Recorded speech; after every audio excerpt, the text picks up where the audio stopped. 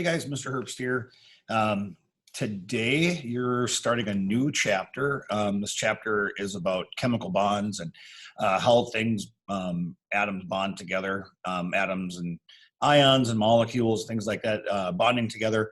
Um, there are going to be some things in this chapter that we're going to sort of skip through. There are things that when you guys take chemistry, we'll talk more about when you guys take chemistry. So it's probably not imperative that we spend a lot of time on it. So just be aware of that. Anyways, let's go ahead and get started here.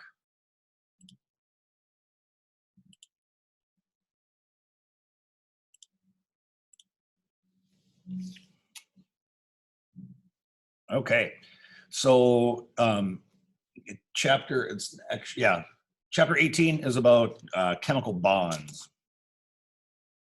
The first thing to to keep in mind is that um, atoms want to be bonded together if it increases their stability, meaning that if we have unequal sharing of charges, they tend to be unstable. And the only ones that are perfectly stable, the only atoms that are perfectly stable are the noble gases. So realistically, everything wants to be bonded with something because it creates a more stable physical state.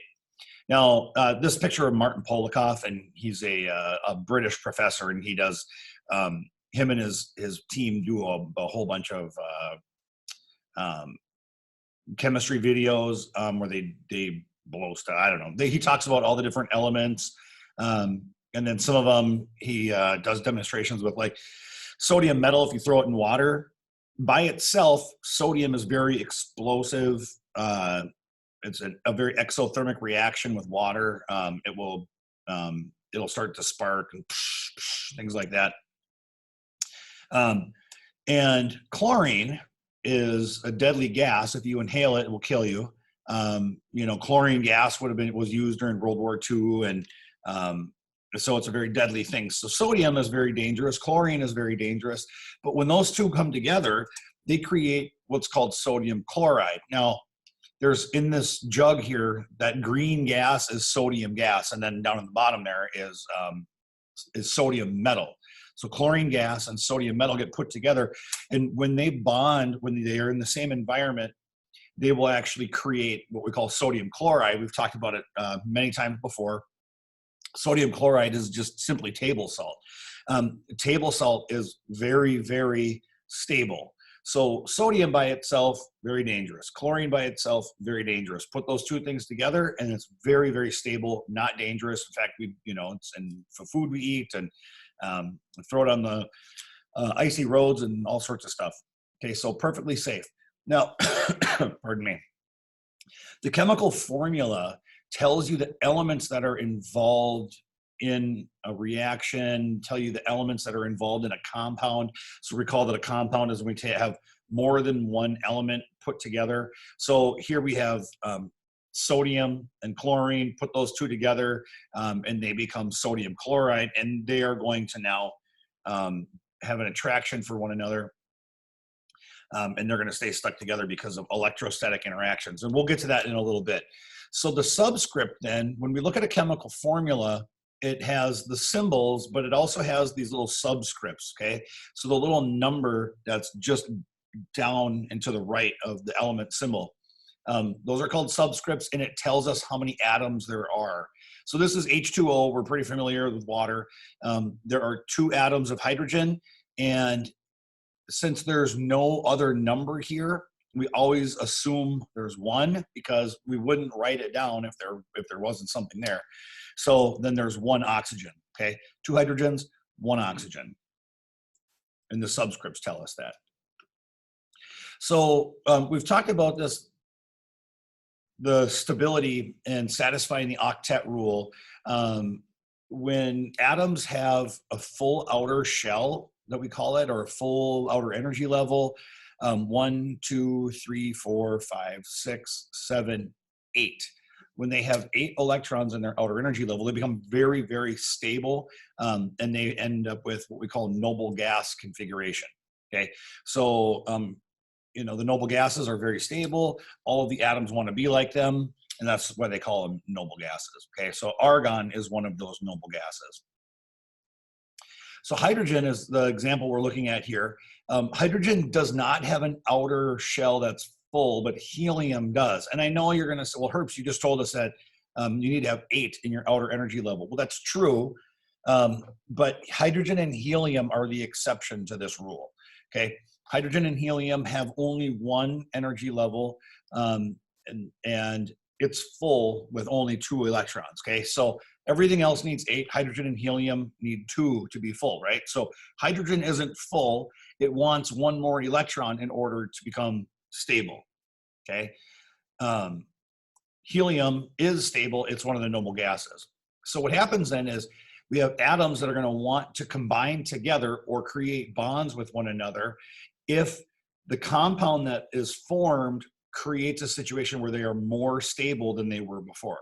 Okay, if they're not going to be more stable than they were before, then they won't bond together. Okay, so like potassium, for example, potassium has 1 valence electron in its outer energy level, right? You can see that outer ring there, there's only 1 electron. And potassium will react violently to get rid of that 1 electron because it wants to have 8. Well, if you go to the energy level just inside, there are 8 electrons, right? So if it gets rid of that 1, it's going to be nice and stable. Okay, it's going to have a charge because it lost a negative charge, so it's going to be what we call an ion. So it has a positive charge because it lost a negatively charged electron. Okay, so atoms will combine together in order to fill that outer energy level, and they want to combine to become stable. So the stability, when that stability is reached, when they bond together, those atoms then are held together in that compound. Okay, so like here we have 2 hydrogen atoms and an oxygen atom. The oxygen doesn't have 8 electrons in its outer energy level, so it wants to share with hydrogen. Hydrogen wants 2, oxygen wants 8, because everything wants 8. Hydrogen and helium, remember, those are the exceptions to the rule. So they're going to go ahead and share those electrons, and when they do that, it's going to create a very stable atom or a stable molecule. Okay, so when we think about the electron dot diagrams, or what we call Lewis structures, this represents the number of valence electrons. So that's the number of electrons that are in that outer energy level. If you look at your periodic table, the first group has 1 valence electron. The second group has 2 valence electrons. Okay, then we skip the transition elements. Okay, those are the ones that would be in the middle. And then we go to group 13. They have 3 valence electrons. Group 14 has 4 valence electrons. 15 has 5. Group 16 has 6. Group 17 has 7. And then finally, the noble gases in group 18 have 8 valence electrons in their outer energy level, perfectly stable. Okay, that's going to be really important to understand that when you look at the periodic table, it's 1 valence electron, 1 valence electron. Let me back. Let's do this. Okay, these in group 1. In group 1, they have 1 valence electron. In group 2, 2 valence electrons. We skip the transition, and then group 13 has 3 valence electrons. 14 has 4 valence electrons. 15 has 5 valence electrons, and so forth and so on. So when we need to understand or know how many valence electrons an atom has, that's how we figure that out. Okay, so that's it for the first section. Obviously, we're not going to do a pop quiz here. And that brings us to 18.2, and I'll just pause for a second, and then I will keep trucking away.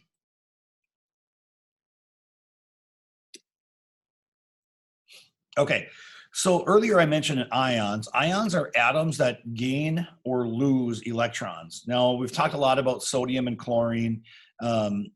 You know, potassium had that 1 extra electron in its outer energy level. So to become stable, it got rid of that 1, because it's easier to get rid of 1 electron than it is to gain 7, right?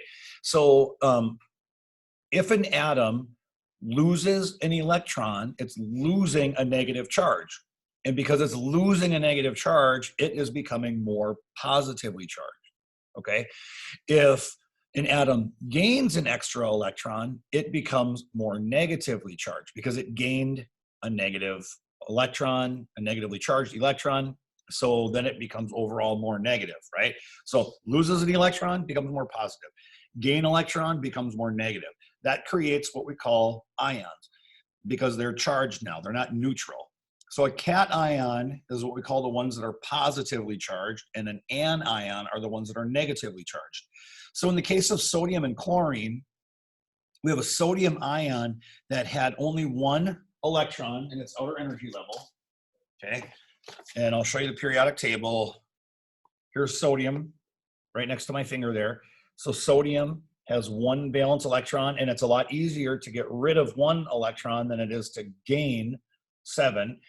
And chlorine, which is by my thumb there, you can see chlorine is in group 17, so it has 7 valence electrons, okay? Well, if it has 7, it really badly wants to gain 1. So sodium very happily gives up 1, and chlorine gains it. But what happens now is because chlorine gained an extra negative charge, it overall becomes negatively charged. And because sodium lost a negative charge when it lost its electron, it becomes more positively charged. And now we know that opposites attract. We call those electrostatic interactions. Because opposites attract, we have the positive ion attracted to the negative ion, or the cation is attracted to the anion, okay?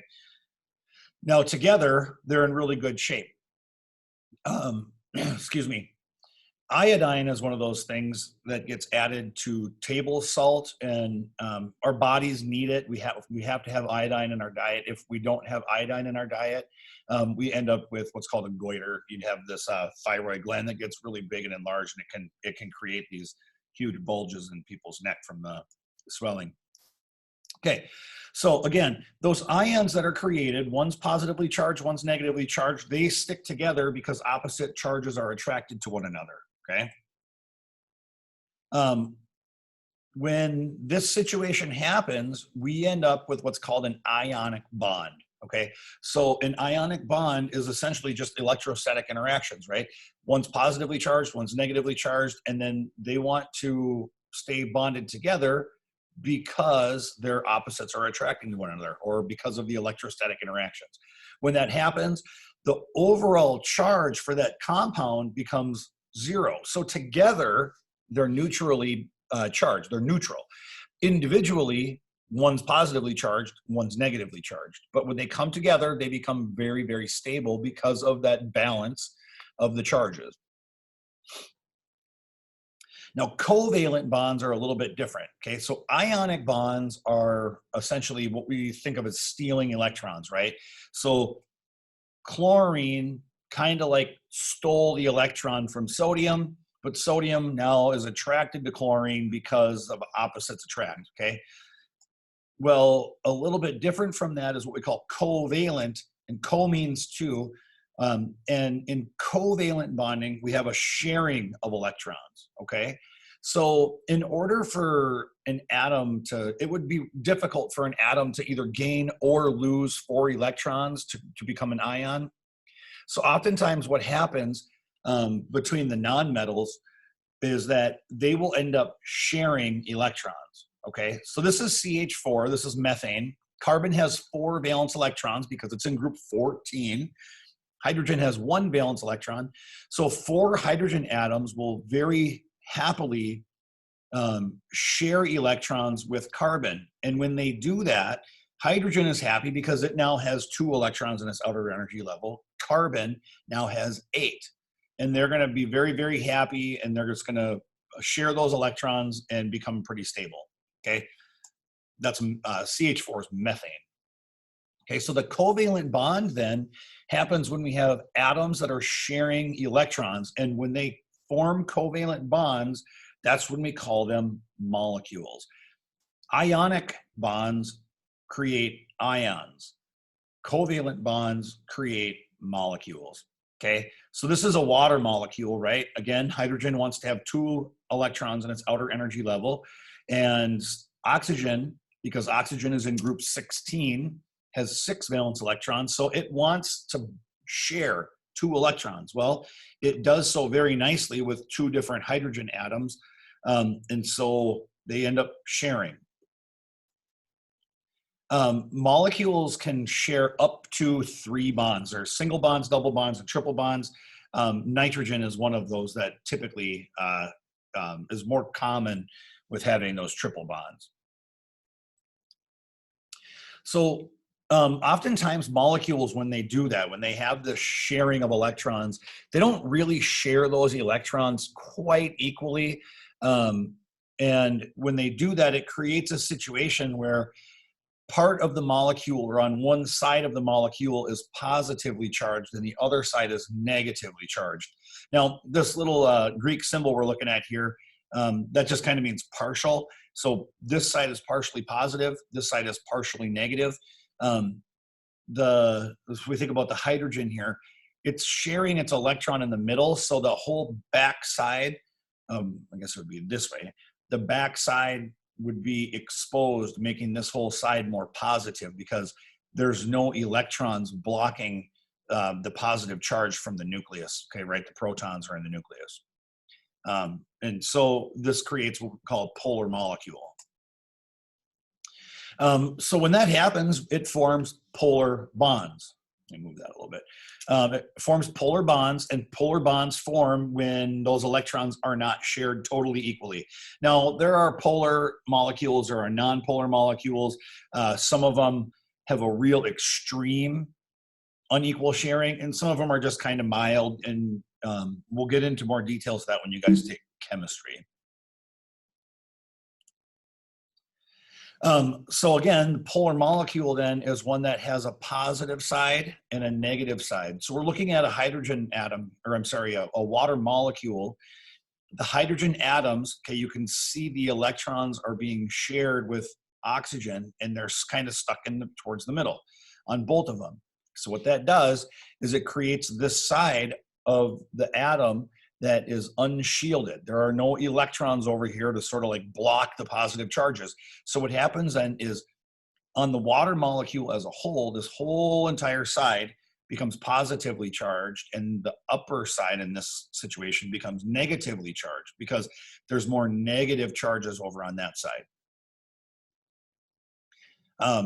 Water molecule, and this is one of the things, those polar bonds are one of the things that makes water a very special and interesting substance on Earth, because of the way they're bonded together, right? So the positive side of one atom is going to want to stick together with the negative side of another atom. We call that hydrogen bonding when that happens.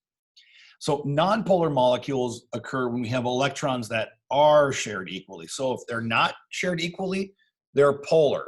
If they are shared equally, then we call them nonpolar, right? So then all of those charges are sort of balanced out along the entire molecule. Okay, that's it for 18.2, and I get these sections go pretty fast. So I'll pause for just a second and we'll get on with 18.3.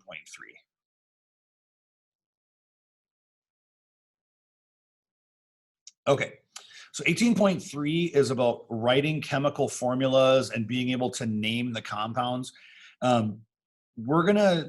Some of this stuff we'll focus on a little bit more than others, and some stuff we're gonna just kind of breeze through it because it's stuff that you'll get in chemistry, and it's gonna be when you take chemistry as a junior or senior. And also it's just one of those things that to try and learn that from distance learning is gonna be really quite challenging. So 18.3, here we go. Again, the chemical formula tells us the atoms and the elements that are present in a compound, right? So when we look at this, this is C6H12O6, that's sugar. It's a glucose molecule. And that means that this is carbon, okay, so that's the symbol, and that means that there are 6 carbons. H stands for hydrogen, and there are 12 hydrogen atoms. O stands for oxygen, and there are 6 oxygen atoms, okay? All together, that creates the molecule. And the chemical formula tells us exactly what's in that. Now, the oxidation number for different atoms depends on how many electrons they're going to gain or lose, okay? So earlier we talked about sodium, and sodium is in group 1, so it has 1 valence electron, so it will lose 1 electron in order to become more stable, okay? Well, if it loses 1 electron, it is going to become positively charged by 1, so it's going to be a +1 charge. The stuff in group 2, they will lose 2 electrons, and when they do that, then their overall charge becomes +2 because they lost 2 negative charges, okay? We skip the transition elements because their charge depends on what they're bonding with and the environment that they're in. And it can be anywhere from 1 to 7, a +1 to +7. So we don't worry too much about the transition elements, at least not for right now. Group 13 wants to lose 3 electrons. So if it loses 3 negative charges or 3 negative charged electrons, it's going to become positively charged by 3, okay? So here's how it goes. It goes +1, +2, +3, -4, -3, -2, -1. Don't worry about the little +4 there. We're just going to consider it as a -4, okay? So when we think about this, the stuff in the +1 column is going to want to bond with the stuff in the -1 column, because when they do that, their charges will balance each other out, okay? So +1 and a -1, if you add those together, they will equal 0, okay? This is going to be the key moving forward in trying to understand how these atoms bond together, okay? So again, we've talked about this a few times. Sodium is going to become a +1 because it's losing a negative charge. Chlorine is gaining a negative charge, so it's going to become a -1, okay?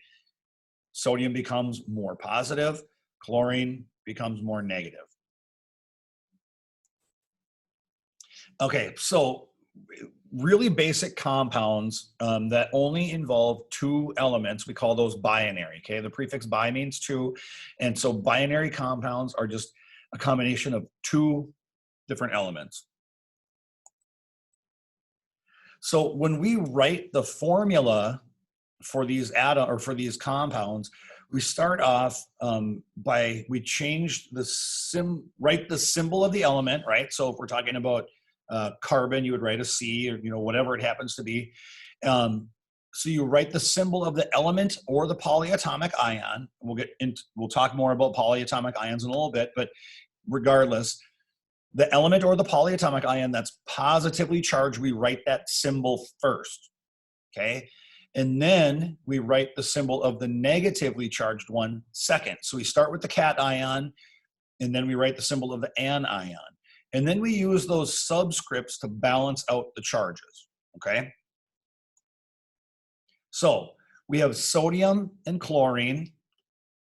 I don't know if you guys would be able to see this if I write it on the board here. That's what I can give it a try.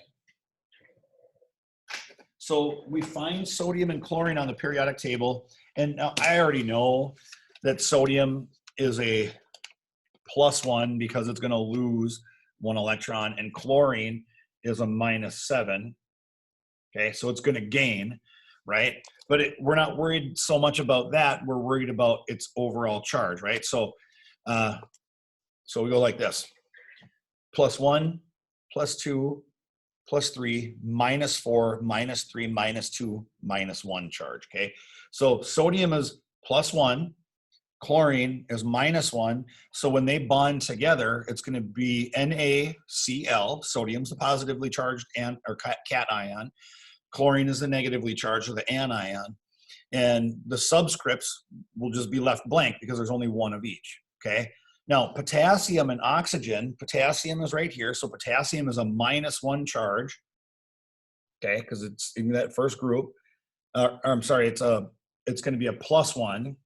And oxygen over here is a -2, okay? So oxygen then, there's going to be, when we write this out, okay, put for the positively charged one first. So that's the potassium. And oxygen is the negatively charged one. Okay, now I sometimes will just put like little plus and minus symbols. Potassium is a +1 charge. Oxygen is a -2 charge.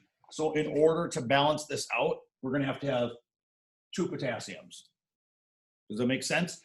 this would be the same thing as writing it out like this. K, K, O. Sorry, that was weird how I did that. Okay, this would be a +1, this would be a +1, this would be a -2, and they would balance each other out, right? So that's how that works. The next one is magnesium and iodine. So you look at your periodic table, right? Magnesium, if you can, it's hard to see, I suppose. Magnesium is right here. So it's going to become a +2 Mg. So Mg goes first because it's positively charged. Magnesium and iodine, right by my thumb there, iodine is, sorry, that's hard to do that. Iodine is a -1, okay? So this is a +2, this is a -1. In order to balance those out, you need to have 2 iodines, okay? So it'd be MgI2, all right? Calcium is Ca.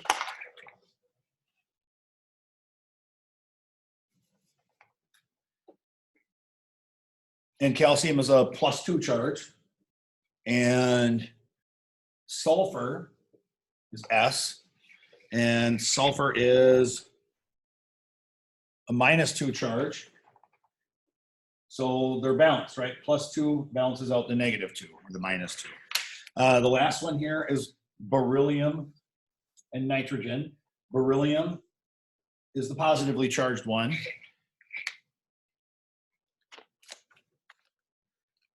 Its charge is going to be a +2 because it's in group 2. And nitrogen is, ooh, this is going to be a complicated one, okay? Nitrogen is a -3, okay? So we have nitrogen is a -3. Now, in order to balance this one, we're going to have to get a little bit tricky here, because in order to balance these out, I can't just add one of either of those, right? So sometimes what you can do is just multiply the 2 times the 3, and that's going to be 6, right? So you want both of those to equal out to be 6. So if I do this, if I just add a 2 to the nitrogen, now the overall charge for the nitrogen becomes -6. In order for the beryllium to become a +6, in order to balance that out, we add a 3. Okay, so it's BeN3. Okay, so when we write the names of these different elements, we start off with the positively charged ion, and then we take the negatively charged ion, or the atom, or element, and we end it with IDE. So we take the root word and we call it IDE. So chlorine would become chloride. Oxygen would become oxide. If we get to the point where we're working with transition elements, in the chemical name, you have to tell what the charge of the atom, or of the transition element. You have to tell me what the charge is, but we're not going to get into that. We'll cover that in chemistry when you guys take chemistry. Okay, so when you're given the chemical formula, we always just assume that they are balanced. Okay, so this right here would be lithium oxide, sodium chloride, calcium fluoride, potassium nitride, nickel bromide. Now, nickel is one of those transition elements, and we would be able to figure out what the charge of the nickel is, but we're not going to get into the details of that. But we would put the charge in parentheses. Titanium chloride, or I'm sorry, titanium carbide. Okay, again, titanium is a transition element. When we write it down, or we write the name, we would have parentheses. It would be titanium in parentheses, and you would write the Roman numerals for the charge, and then end it with carbide. So you can see here, this is where they have how they, when you write the formula, that's what it looks like. We're going to kind of cruise through here. Polyatomic ions are just ions that come as a group and they already have a charge. There's a list of polyatomic ions in your book on page 591. So basically, when you're bonding polyatomic ions together, that group of atoms, okay, poly means many, so many atom ions, will have a charge, and it tells you what the charge is when you look at that group, okay? And then that group acts like one of the individual elements. So I don't want to go into the details of that because we'll get into that when you guys take chemistry. It's something that would be really, really challenging to try and do transition elements and polyatomic ions from distance learning. So we'll skip over that. Hydrates are compounds that have water. And when we write the names of those, we use these prefixes: monodi, tri, tetrapenta, hexa, hepta, octanona, deca. Okay. Now, if you were here live in class, I would make you memorize those. But since you're at home, you'll have access to your book and the chart and all that kind of stuff. So not terribly worried about that for right now. Okay. So when we name compounds that have hydrates, we do it the same way that we normally would. So like cobalt and chlorine. Now, cobalt's a transition element, but we're not worried about that part of it. And then we end up with the hydrate part. Okay, hydrate just means that it's a hydrated molecule. Like if you're dehydrated, you're short on water. Okay, so there's 3 water molecules. So we would call that cobalt chloride trihydrate. Okay, sodium chloride octahydrate, calcium fluoride tetrahydrate, magnesium sulfate. Now that's sulfate, SO4. That's one of those polyatomic ions that we just referred to.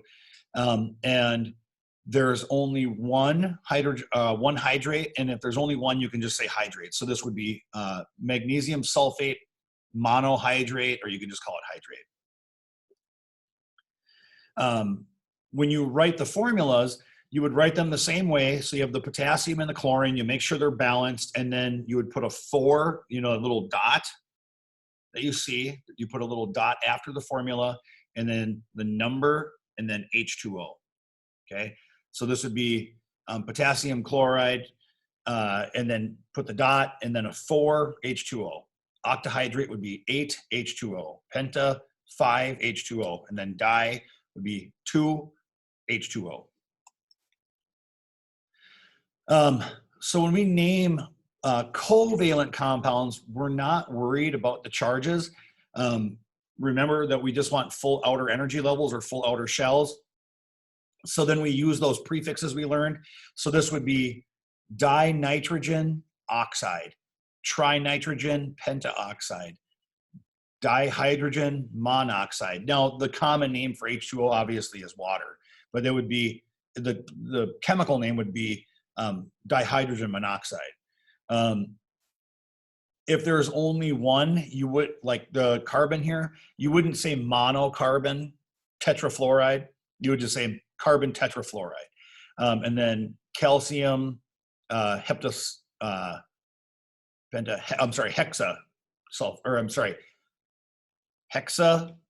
potassium sulfide. And again, when you write the names or you write the formulas, you use the prefix to tell you how many there are. So there's only one carbon, right? I mean, I suppose you could say monocarbon, but if you don't have that, there's only one. So it'd be CF4, because tetra means 4. Dinitrogen, so 2 nitrogens, monooxide, 1 oxygen. So it'd be N2O. Dihydrogen monoxide, 2 hydrogens, 1 oxygen, so that's H2O. This is water. Carbon monoxide, it's just CO, carbon monoxide. Okay, I know that was kind of quick and maybe a little bit confusing. Please take time and try and understand that. Watch the video a couple of times. I'd be very happy to go on Zoom and explain things if you would like a little more detail. We sort of skipped over the polyatomic ions and the transition elements, but I did that on purpose because when you guys take chemistry in a couple of years, we'll go into the details of those, and it'll work out just fine. All right. Okay. That's it for this chapter. I hope you guys are all doing well and staying healthy, and I'm looking forward to seeing you guys when the next school year starts up. All right. Take care.